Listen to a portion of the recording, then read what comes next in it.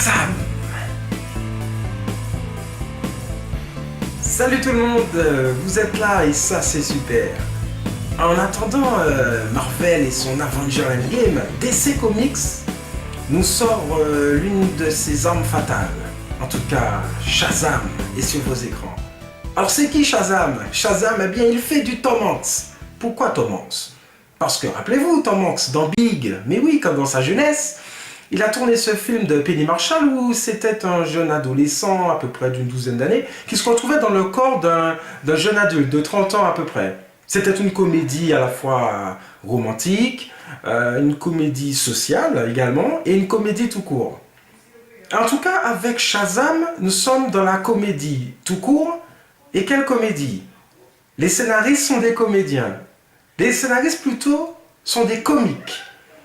Car en fait, après autant de Marvel et de DC Comics en naviguant entre le haut et le bas, le moyen, le très bon et le très mauvais, les scénaristes de Shazam se sont dit, bon, on va pas se forcer, hein, on va leur donner un super-héros qui a les mêmes pouvoirs que Superman.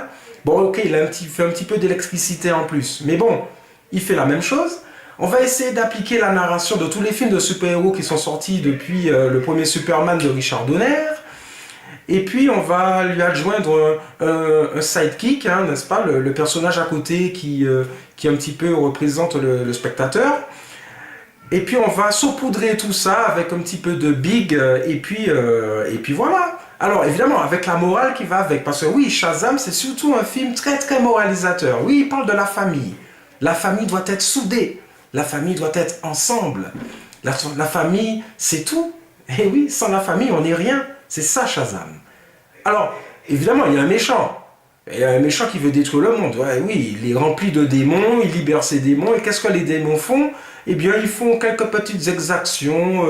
Ils font peur à quelques personnes dans des parcs d'attractions. Ce sont de gentils démons, quoi.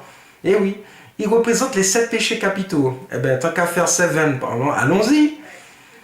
Sauf que le metteur en scène, il n'est ni David Fincher, ni Sam Raimi, non. C'est juste un metteur en scène qui filme platement tout ça, avec des gags qui tombent à plat, exactement, comme Shazam quand il essaye de voler.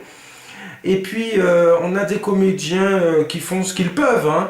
Un film qui essaie de jouer l'émotion, la carte de l'émotion tout au début, mais ça tombe à plat également. Il retrouve sa maman, le petit jeune homme, et oui, et quand il la retrouve, il se passe quoi? Il se passe rien. C'est pas très émotionnel tout ça? Non, c'est plutôt une comédie pour les enfants. Oui, vous pourrez y aller avec vos petits, entre 0 et 10 ans, on va dire. Hein? Parce qu'au-delà, ils ont déjà vu tous les Marvel, ça fait 10 ans que ça dure. Donc, on peut pas passer à côté. Mais bon, peut-être que ça peut les amuser. Mais vous, les grands, les adultes, je ne sais pas si ça chie. Si, pardon, oui, j'arrive même pas à parler. Shazam va vous faire rire, même vous faire un sourire.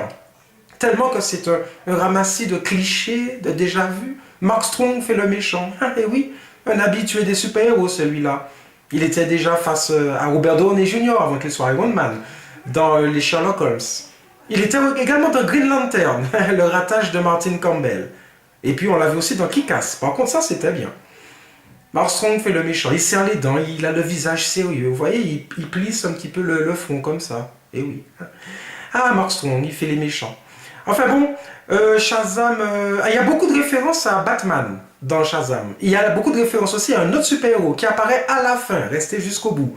Vous voulez un petit indice? Ben restez à la fin de cette vidéo également, car vous verrez.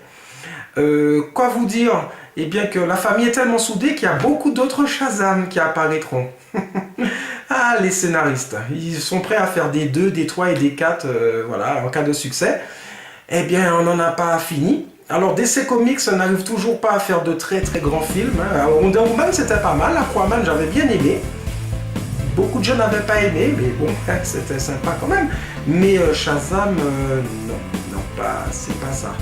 DC Comics a encore beaucoup de boulot avant de réussir un vrai grand film, n'est-ce pas? Alors ben, je vous dis à la prochaine fois, mais surtout, je vous dis Shazam!